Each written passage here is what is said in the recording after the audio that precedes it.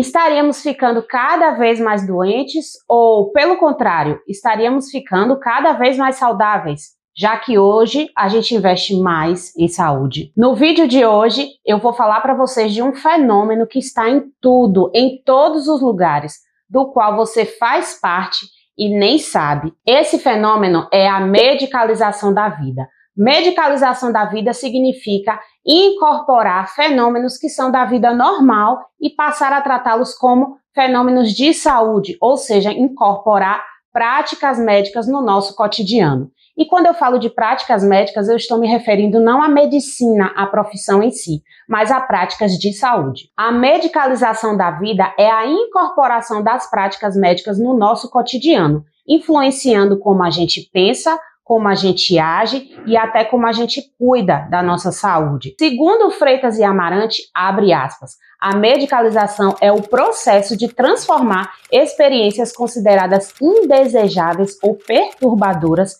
em objetos de saúde, permitindo a transposição do que originalmente é da ordem social, moral ou política para os domínios da ordem médica e práticas afins. No cotidiano, como é que a gente observa a medicalização? Essa necessidade que a gente tem de buscar um profissional de saúde ou de ter o atestado do profissional de saúde para dizer o que a gente deve fazer e como a gente deve viver. Então, práticas que são práticas normais do nosso dia a dia hoje passam a ser do assunto médico, ou seja, do assunto da saúde. A medicalização aponta que a ciência trará melhores dias e nos coloca numa posição de eternos pacientes. Isso mesmo, paciente, aquele que espera. Então, eu queria citar como primeiro problema da medicalização a questão da perda da autonomia dos sujeitos. Então, a gente deixa de ter uma postura ativa no nosso processo de saúde e doença, no nosso processo de promoção à saúde, de recuperação à saúde, delegando essa postura que deveria ser nossa para uma outra pessoa, ou seja, nós somos pacientes. O segundo ponto que eu queria destacar como maléfico da medicalização é justamente o risco de rotular as pessoas, rotular as situações. Então, antes algo que a gente considerava normal, como por exemplo alguém passar por um processo de luto, alguém ter uma maior instabilidade emocional em algum momento da vida, a gente começa a dizer, mas você, fulano, está muito ansioso, você está muito depressivo, ou você, nossa, você está histérico. Então, a medicalização, ele traz esse conteúdo da saúde e da patologização para o nosso cotidiano. Outro ponto de risco da medicalização é justamente o aumento da medicamentalização.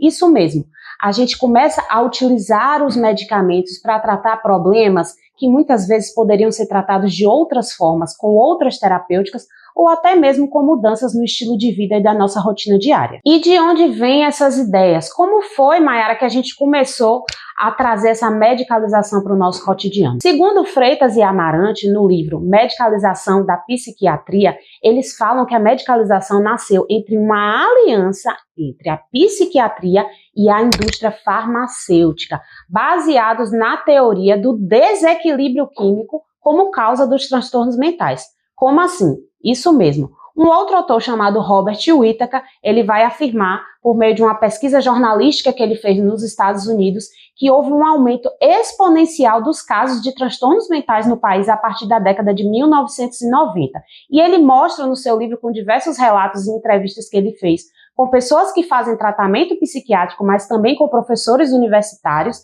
que não é comprovado a teoria do desequilíbrio químico. E o que é que essa teoria diz de fato? Essa teoria afirma que os transtornos mentais, eles são causados por desequilíbrios de neurotransmissores no nosso cérebro. Ou seja, você tem depressão porque você tem um desequilíbrio na sua dopamina. Ou você tem esquizofrenia porque você tem um desequilíbrio em um outro neurotransmissor.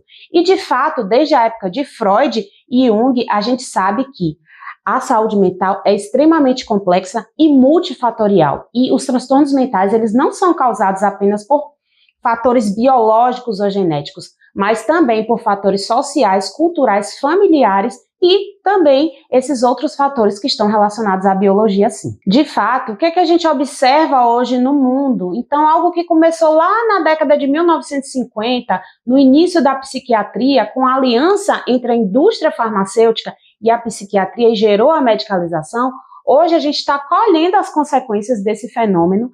Nunca se teve tanto uso de psicotrópicos na população geral. Inclusive, a gente tem até um problema hoje, que é o uso abusivo de benzodiazepínicos, que são substâncias lícitas, prescritas por profissionais e que causam dependência. Então, as pessoas elas têm uma crença hoje muito forte de que as pílulas mágicas, essas substâncias psicotrópicas prescritas pelos profissionais, elas podem resolver os nossos problemas de saúde mental.